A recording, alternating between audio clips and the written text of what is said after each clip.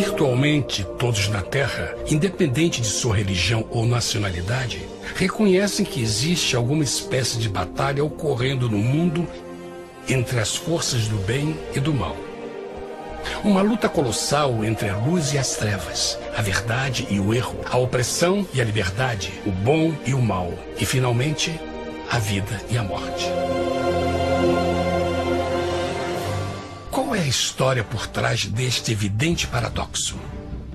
Muitas religiões, assim como a Bíblia, ensinam que além deste véu tridimensional do mundo físico que vemos, existe outro mundo espiritual que não podemos ver. Nesta realidade invisível ao nosso redor, se desencadeia uma batalha titânica entre o herói supremo e justo contra o vilão mais cruel e maligno. A grande pergunta é: quem são esses personagens e como e onde começou esta crise cósmica? Este é o maior mistério de todas as épocas e a história mais fascinante e verdadeira que jamais tem sido contada. Esta crise envolve cada pessoa sobre a Terra. Sim, cada pessoa.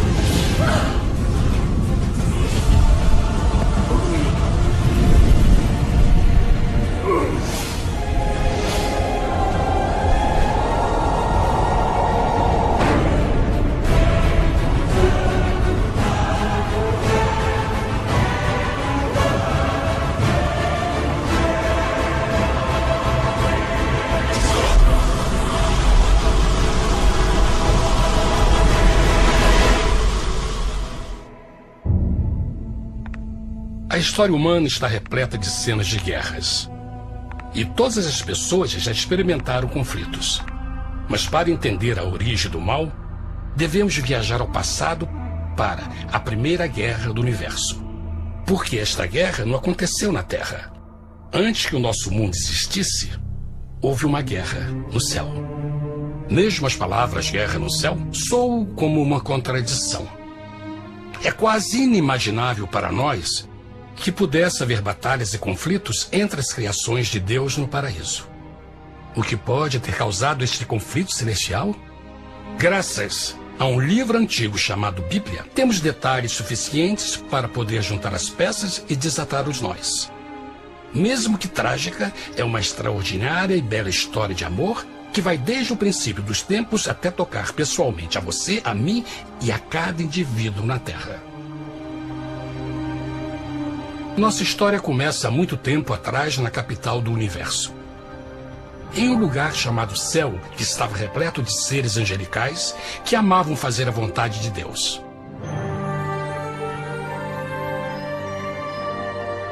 Sob o justo e amoroso governo do Criador, todo o céu desfrutava uma existência de felicidade e perfeita paz.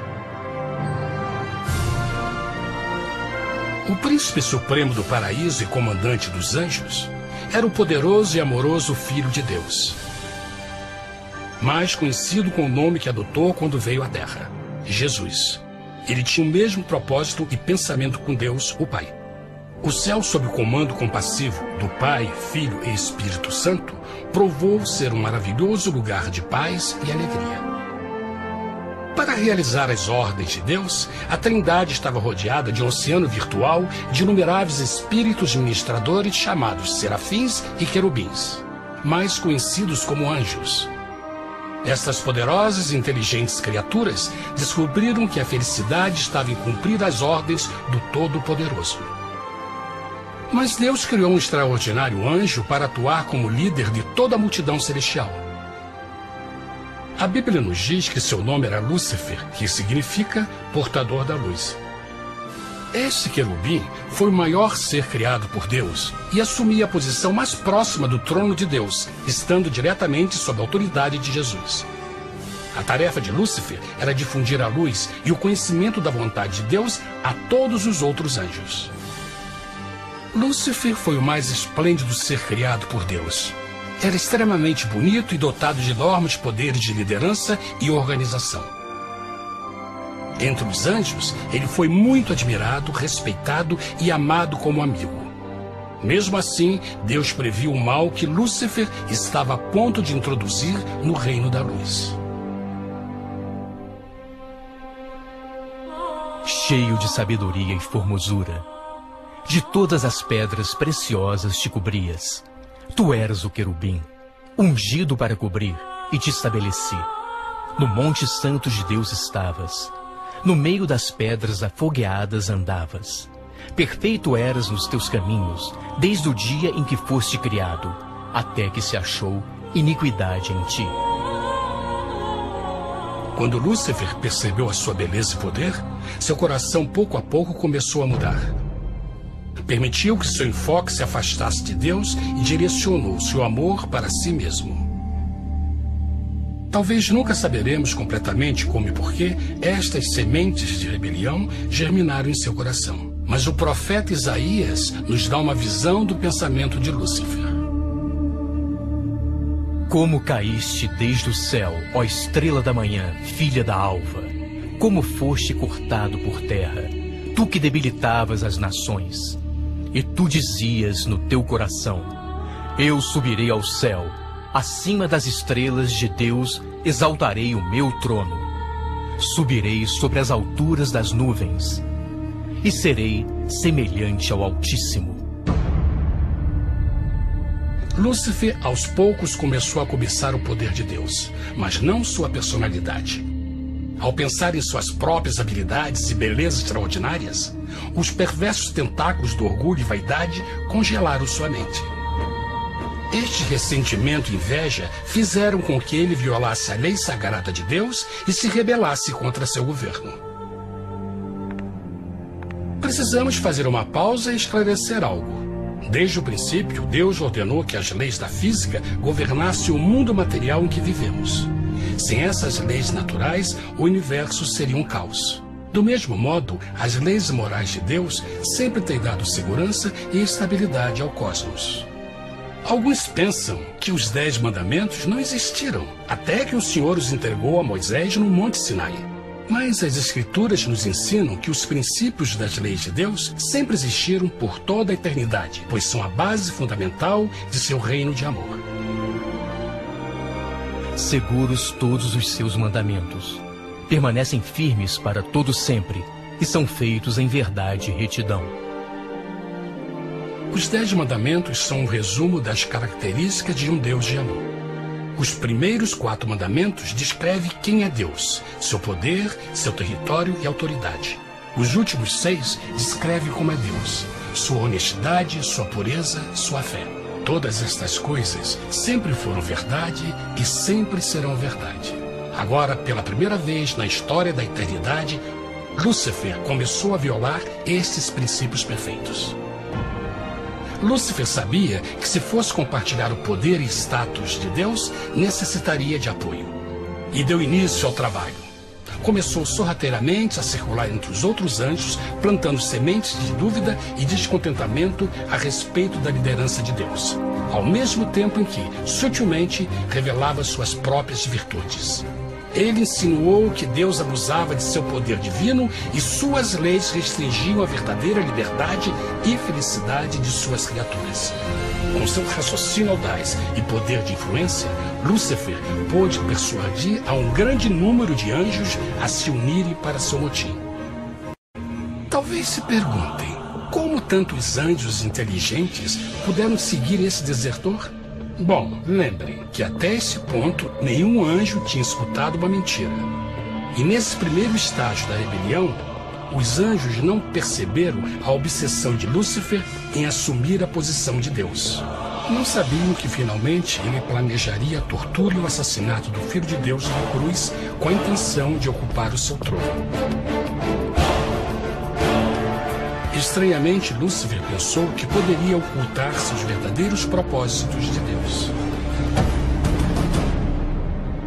Ai dos que querem esconder profundamente o seu propósito do Senhor e fazem as suas obras às escuras e dizem: quem nos vê e quem nos conhece? Não pense nem por um momento que a rebelião de Lúcifer surpreendeu Deus e o pegou desprevenido. O Senhor sabe de todas as coisas e os pensamentos de suas criaturas. Ele entendia exatamente o que estava se passando pela mente de Lúcifer. E piedosamente Deus advertiu o desgarrado anjo do perigo. Mas no final, o orgulho e a vaidade não permitiram que Lúcifer se arrependesse. Então, iniciou a rebelião total contra Deus em vez da humilde obediência. Alguns podem perguntar: isso significa que Deus criou um anjo defeituoso? Não, mas ele criou Lúcifer com livre-arbítrio. Verão que o livre-arbítrio é uma coisa maravilhosa, mas também muito perigosa, incluindo o risco de uma rebelião e a possibilidade de que o amor de Deus seja rejeitado. Vejam que o amor real não pode vir de uma criatura pré-programada e não pode ser forçado, deve ser voluntariamente dado. Por exemplo, mesmo que seja bonito este cachorro robô, na verdade, nunca poderá amar-me. Posso fazer que pareça que me ame, mas só estará seguindo instruções pré-programadas. Não tem opção. Por outro lado, este pequenino está realmente feliz em ver-me. Ele decidiu dar-me seu afeto. E com o tempo, nossa relação se fará mais forte, enquanto eu ame e cuide bem dele.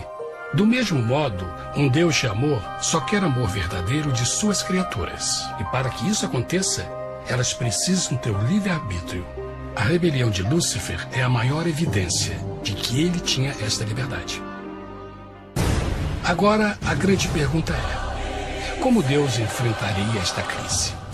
Como lidaria com Lúcifer e com os milhões de anjos que se uniram nessa rebelião? Muitos questionam por que Deus não acabou imediatamente com a rebelião. Afinal, ele poderia facilmente vaporizar Lúcifer com um raio. Mas isto teria solucionado o problema? Não, pelo contrário. Isso só teria intensificado as dúvidas e suspeitas que Lúcifer havia plantado na mente dos anjos. Lembrem que Lúcifer sabia, como ninguém mais, da engrenagem interna do governo de Deus. Sua destruição seria vista como parte de uma grande armação. E a razão que o motivou servir Deus teria sido o medo da represália e não o amor. O Senhor sabia, na sua sabedoria, que a melhor forma de enfrentar a crise era permitindo que tudo seguisse o seu curso. Esta seria a única forma de se assegurar que o mal não se ergueria outra vez. Deixai crescer ambos juntos até a ceifa. E por ocasião da ceifa, direi aos ceifeiros: colhei primeiro o joio e atai-o em molhos para o queimar, mas o trigo ajuntai-o no meu celeiro. Na parábola do joio e do trigo, Jesus descreve que um tempo de crescimento é necessário para que uma planta revele sua verdadeira natureza. No seu entendimento infinito, Deus sabia que com o tempo, o caráter real de Lúcifer seria exposto e que os amargos frutos de sua rebelião seriam vistos. Até agora, os cidadãos do universo não estavam familiarizados com o pecado e até onde os levaria. Mas isso mudaria quando eles vissem por si mesmos sua terrível natureza autodestrutiva. Afinal, a sabedoria e o amor do governo de Deus seria para sempre confirmado e o universo estaria seguro. Quando Lúcifer e seus seguidores revelaram abertamente sua rebelião, o Senhor soube que não haveria paz se permitisse que eles ficassem no céu. Deveria impor um limite, entrar em ação e enfrentar os rebeldes. Mas Lúcifer e seus seguidores nunca sairiam por vontade própria ou pacificamente. O passo seguinte foi a guerra. E houve batalha no céu. Miguel e os seus anjos batalhavam contra o dragão. E batalhavam o dragão e os seus anjos. Mas não prevaleceram, nem mais o seu lugar se achou nos céus. E foi precipitado o grande dragão, a antiga serpente, chamada o Diabo e Satanás, que engana todo mundo. Ele foi precipitado na terra, e os seus anjos foram lançados com ele. A Bíblia não revela exatamente que tipo de armas foram usadas durante este conflito cósmico. Mas esta guerra foi como nenhuma guerra que os olhos mortais já viram. Apocalipse 12:4 nos diz que finalmente Lúcifer e 1/3 dos anjos de Deus foram expulsos do paraíso.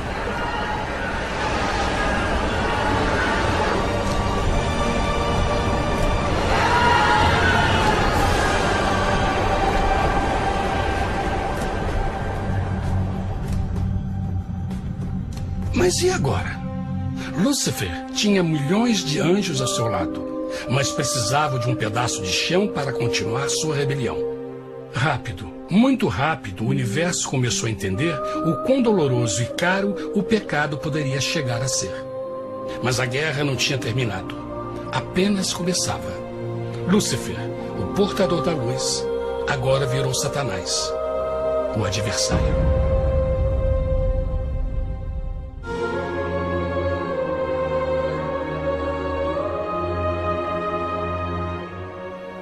Depois da guerra no céu, Satanás e seus anjos caídos foram expulsos da corte de glória. Por um tempo, o diabo e seus demônios vagaram pelo universo buscando inutilmente mundos que se compadeceram e se uniram à sua rebelião. Enquanto isto, o coração de Deus sentia intensamente o vazio que deixou a perda de Lúcifer e seus anjos. Então o Pai, o Filho e o Espírito Santo retomaram seu trabalho favorito, o maravilhoso trabalho da criação.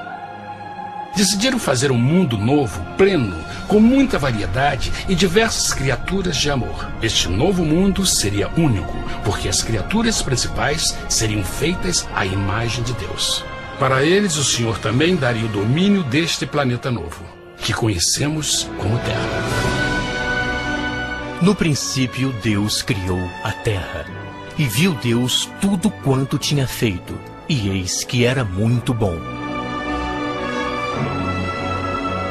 Que imagem maravilhosa!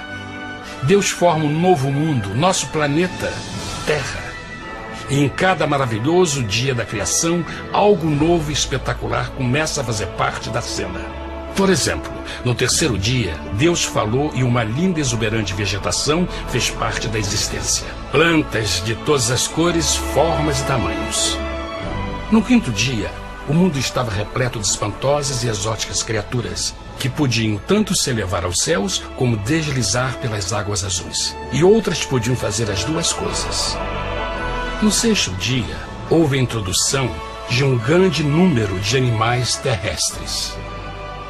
Desde o gigante elefante até o pequeno esquilo, cada um encontrou um lugar nesse novo planeta para viver em harmonia com o resto da criação.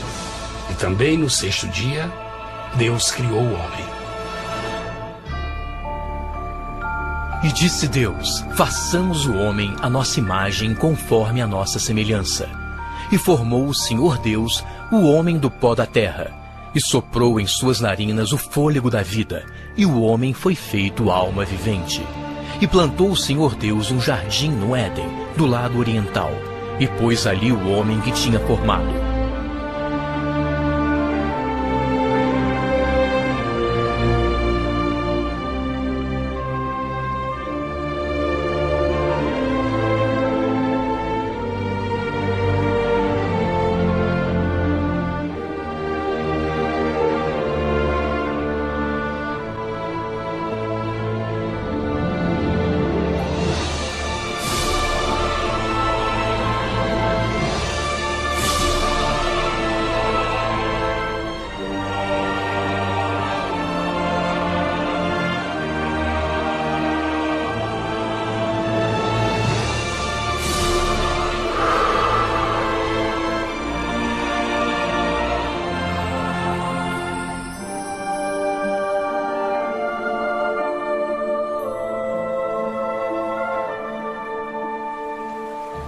Mas que grande honra ser criado à semelhança de Deus, ser um indivíduo com liberdade de pensamento. No princípio, o homem não percebia a sua nudez. Provavelmente porque antes do pecado ele estava vestido de glória e luz.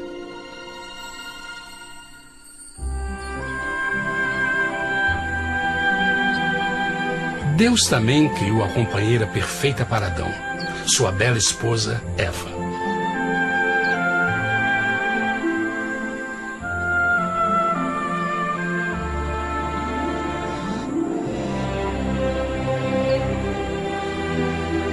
O feliz casal foi colocado em um magnífico jardim perfeitamente projetado para aumentar sua felicidade. Para Adão e Eva e as outras criaturas da terra, também foi dado o privilégio divino de procriar a sua própria imagem.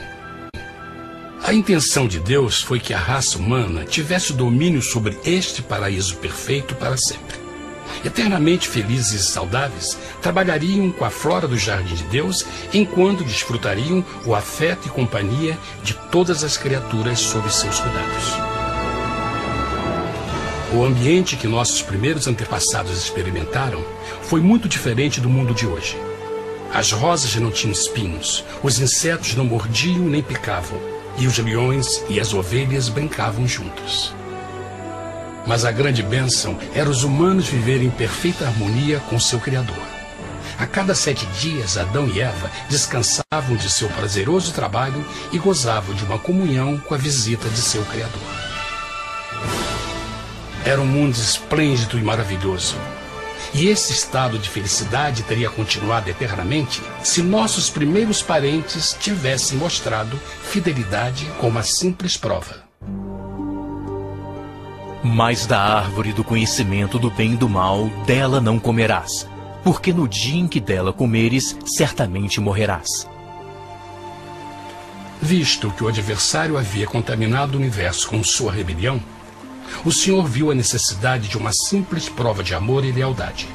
Lembrem que os anjos bons acabaram de ver 1/3 de seus amigos serem expulsos do céu durante a guerra. Como estariam seguros de que esses novos humanos não se uniriam a Lúcifer e causariam problemas? Então o Senhor plantou uma árvore no jardim, uma árvore cujo fruto não deveria ser comido sob pena de morte. Ao passar por esta simples prova de obediência, Adão e Eva mostrariam a lealdade para com Deus e a fé em sua palavra. Ainda mais, era uma prova de amor. Por isso, Jesus disse em João 14, se me amais, guardais meus mandamentos. Mas alguém mais soube desta prova de fé e estava determinado a usá-la em seu favor. Satanás estava com inveja dos humanos que desfrutavam da bendita vida que ele perdeu. Sua feliz existência estava em total contraste com a sua, que agora estava cheia de culpa, pecado e miséria. Com ressentimento e raiva, não estava disposto a deixar o casal em paz, pois o pecado sempre buscará arrastar a outros consigo.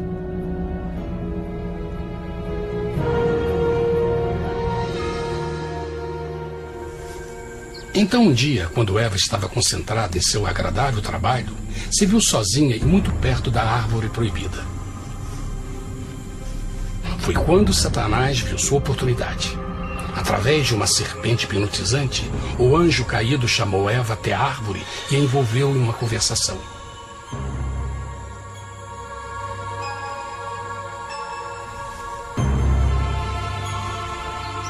Suas palavras encantadoras foram cuidadosamente calculadas para gerar desconfiança a Deus.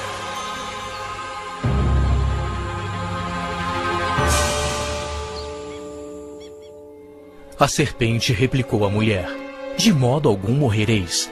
Deus sabe que no dia em que dele comerdes, vossos olhos se abrirão e sereis como Deus, conhecedores do bem e do mal. A mulher notou que a árvore era boa para comer, pois era atraente aos olhos e desejável para alcançar sabedoria. Colheu o seu fruto e comeu. Deu também ao seu marido, que comeu assim como ela.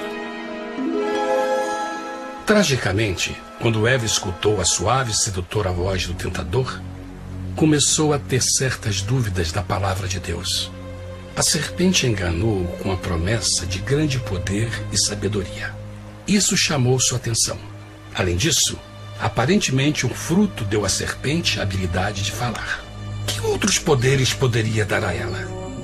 E mesmo tendo acabado de conhecer a serpente, ela confiou em sua palavra acima da de Deus, quem a criou, e lhe deu um paraíso para viver. Então Eva comeu o fruto proibido e convenceu seu esposo a fazer o mesmo. Adão poderia ter escolhido ser fiel a Deus, mas colocou seu amor pela esposa acima do seu amor por Deus. Quando os nossos primeiros parentes mostraram lealdade ao inimigo, o domínio da terra foi tomado por Satanás. Não sabeis que, vos oferecendo a alguém para lhe obedecer, vos tornais escravos daquele a quem obedeceis? Ninguém pode servir a dois senhores. Este mundo agora seria o último campo de batalha entre o bem e o mal, e o coração de cada homem e mulher seria o prêmio. Adão e Eva não se deram conta desse tempo, mas seu momento de desconfiança e desafio abriria as comportas do sofrimento de milhões de pessoas durante milhares de anos.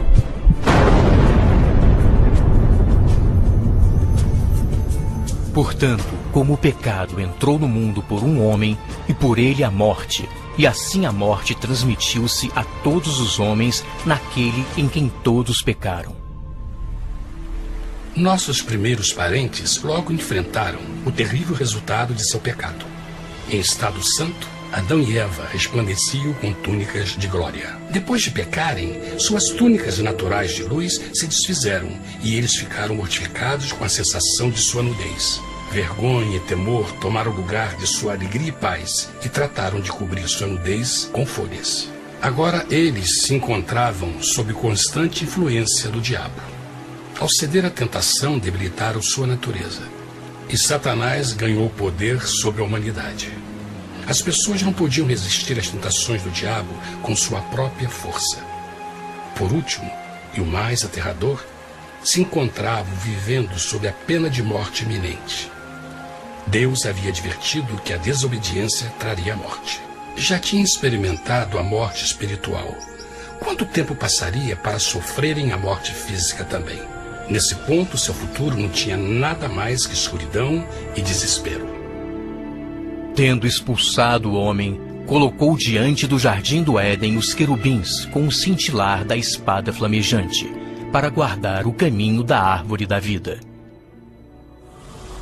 Como o pecado provocou a expulsão dos anjos caídos de seu lar celestial, agora pela desobediência, Adão e Eva foram tirados de seu jardim, seu lar no paraíso.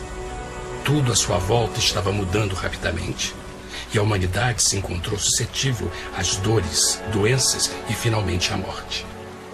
Até os animais e plantas estavam infectados pela terrível maldição. Os espinhos e cardos agora pareciam árvores e flores, e os animais que antes eram gentis começaram a se matar e a devorar uns aos outros. O pior resultado foi que o pecado separou a humanidade de Deus. Mas vossas iniquidades cavaram um abismo entre vós e vosso Deus. São vossos pecados que ocultaram de vós sua face, para não vos escutar. Na criação, foram dados a Adão e Eva a honra de falar com os anjos, e até com o Filho de Deus cara a cara. Mas Deus é tão puro e santo que nenhum mal pode existir na sua presença. Agora que os primeiros humanos tinham pecado, Deus afastou sua santa presença deles para a sua própria proteção. O pecado tinha queimado uma parte da alma do homem que já não podia ver a dimensão espiritual. Deste momento em diante, a comunicação com o céu seria limitada. Mesmo com todas estas maldições caindo sobre Adão e Eva, o coração do Senhor se encheu de compaixão. A lei que haviam violado não poderia ser alterada para salvá-los, pois é tão sagrada e imutável como Deus mesmo. O Senhor sabia que havia só uma maneira na qual o homem podia se redimir. Então um plano foi revelado, nascido do fundo do coração de Deus. Um plano para salvar o homem de seu encontro com a morte eterna e restaurar tudo que estava perdido com o pecado. Seria de grande intensidade, alcance e poder, mas seria um plano que também implicaria num enorme sacrifício. O amor de Deus para conosco se manifestou por ter enviado ao mundo seu Filho unigênito, a fim de vivermos por ele. Nisto consiste o amor, não em termos nos amado a Deus, mas em ele nos ter amado e enviado seu Filho para se sacrificar por nossos pecados. As Escrituras claramente ensinam em Romanos 6:23, o custo do pecado é a morte. A lei violada demandava a vida do pecador e só tinha um em todo o universo qualificado como substituto da humanidade. O Criador só podia pagar a dívida de suas criaturas tomando seu lugar. Então Jesus Cristo, o Filho de Deus, concordou em deixar a pureza, glória e segurança do céu. Ele viria para morrer em nome do homem em seu malvado e renegado planeta. Ele nasceria como um inocente e indefeso bebê, suportaria uma vida de dor e vergonha e mesmo assim viveria uma perfeita e vitoriosa vida. Finalmente, ele teria uma morte humilhante para poder ser o substituto da humanidade caída. Por seu sacrifício, a humanidade incrivelmente receberia uma nova oportunidade de ter a vida eterna. Seu sangue seria o resgate para um mundo raptado por Satanás. Este maravilhoso plano de redenção foi graficamente ilustrado no sistema de sacrifício de animais ordenado por Deus depois da queda do homem. O Senhor tinha avisado Adão e Eva que iriam morrer no dia em que comessem do fruto proibido. E como que permaneceram vivos? A Bíblia nos diz que imediatamente depois do pecado, Deus providenciou roupas na forma de peles de animais. É bom notar que o Apocalipse se refere a Jesus Cristo como a ovelha que foi morta desde o princípio do mundo. Isso indica que uma ovelha foi sacrificada no mesmo dia para prevenir suas mortes imediatas. Pela fé, neste sacrifício, suas mortes foram simbolicamente transferidas deles para a criatura inocente. A ovelha certamente era a representação de Jesus. Assim, um raio de esperança foi dado em uma situação de escuridão e desespero. Através do arrependimento e a fé no sangue do Messias, qualquer humano poderia uma vez mais ser filho de Deus. Mas mesmo com este grande plano para a humanidade, Satanás ainda tinha o domínio da terra. E a vida na terra não estava fácil. No mundo haveis de ter aflição, mas coragem, pois eu venci o mundo. Naturalmente, muitos se perguntam, como um Deus amoroso e poderoso permite dores e sofrimentos no nosso mundo atual? Mas está claro desde o Gênesis que Deus nunca quis que nós tivéssemos o conhecimento da dor dessa vida. Quando o mundo saiu das mãos de Deus, a terra era um maravilhoso paraíso. Foi o pecado de Adão e Eva que deu a Satanás o direito de assumir o controle deste planeta. Devido à sua trágica eleição, o diabo e seus súditos ganharam o poder de tentar e atormentar os humanos, introduzindo a doença, a dor e o sofrimento. Talvez fosse melhor perguntar: por que Satanás não tem o controle total da humanidade? A resposta é Jesus Cristo. Talvez já perceberam que a morte de Jesus na cruz deu a cada um de nós a oportunidade de sermos salvos, mas na verdade fez muito mais do que isso. Quando o Salvador ofereceu sua vida para redimir a terra, esse ato poria restrições ao controle de Satanás sobre a humanidade. Satanás não poderia forçar nossa vontade e seu poder de nos ferir seria limitado. O sacrifício de Cristo também nos trouxe um tempo de prova, durante o qual poderíamos ver a diferença entre o governo de Deus e o de Satanás, e então decidir a quem servir. Finalmente, pelo sacrifício que fez Jesus, o reino de Satanás chegará ao seu final, e um dia a terra será devolvida ao homem mais maravilhosa do que era no princípio. Mesmo Adão e Eva tendo começado suas vidas como exilados do paraíso, ainda tinham esperança. Deus providenciou peles de animais sacrificados para se cobrirem. Mas o mais importante, ele prometeu o sangue do Cordeiro de Deus para pagar por seu pecado, se aceitassem Cristo e se arrependessem. Uma grande pergunta permanece: as pessoas aceitaria o grande presente de Deus? Como escaparemos se agora desprezarmos a mensagem tão sublime da salvação? A incrível história que acabaram de escutar é verdade e afeta vocês. Pois, pelo desejo de Satanás de ser Deus e a desconfiança e desobediência de Adão e Eva, todos nós nos encontramos em uma situação perigosa. De um lado, a humanidade foi grandemente favorecida por Deus com uma segunda chance de recuperar nosso lugar no Éden. Por outro lado, se nós desistirmos de aproveitar esta grande chance, nos tornaremos escravos de Satanás e finalmente seremos destruídos quando Deus limpar o universo do pecado. Amigos, não há melhor hora de fazer sua escolha por Jesus do que agora mesmo. Nenhum de nós sabe quanto tempo mais teremos que viver nesta terra. Jesus nos tem mostrado grande interesse no seu bem-estar e seu amor por vocês o levou a providenciar uma maneira de escaparmos de uma futura destruição. Ele quer que você o aceite e se arrependa de seus pecados. Através de Cristo, pode encontrar o perdão para tornar-se como Ele em caráter. A triste notícia é que Satanás atua de todas as formas possíveis para evitar que aceite o presente da salvação de Deus. Devido à nossa rotina da vida, o amor ao dinheiro ou alguma outra distração fascinante, ele trabalha para manter a todos ocupados e afastados do que, na realidade, mais importa, sua salvação eterna. Para que entenda a realidade da situação e que se você não escolhe a Jesus por omissão, está escolhendo a Satanás. Mesmo que a terrível escolha de Adão e Eva nos traga morte e miséria, vocês agora podem tomar uma melhor decisão. Deus está oferecendo uma paz que satisfaz o anseio mais profundo de sua alma e uma alegria que não encontrará nas atribulações deste mundo. O desejo que tem o coração de Deus é que seja salvo e esteja com Ele no paraíso. Mas o único que pode mantê-lo fora do céu é você. Imagine a tragédia que seria se você recusasse este precioso presente. Você pode decidir hoje e aceitar a salvação que Deus prometeu. Na verdade, nesse momento, pode aceitar a vida eterna através de Jesus Cristo. Posso convidá-lo para que acompanhe agora mesmo em uma simples oração, aceitando sua maravilhosa oferta? Por favor, repita depois de mim. Querido Pai Celestial, venho a Ti agora e humildemente pedir Teu perdão.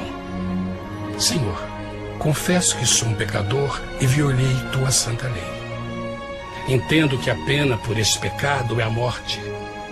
Acredito que Jesus Cristo sofreu e morreu na cruz para receber o castigo por todos os nossos pecados.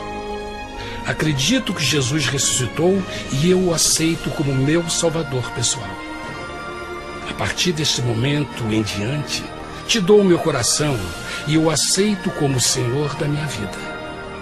Por favor, perdoa todos os meus pecados e envia Teu Espírito para ajudar-me a fazer a Tua vontade.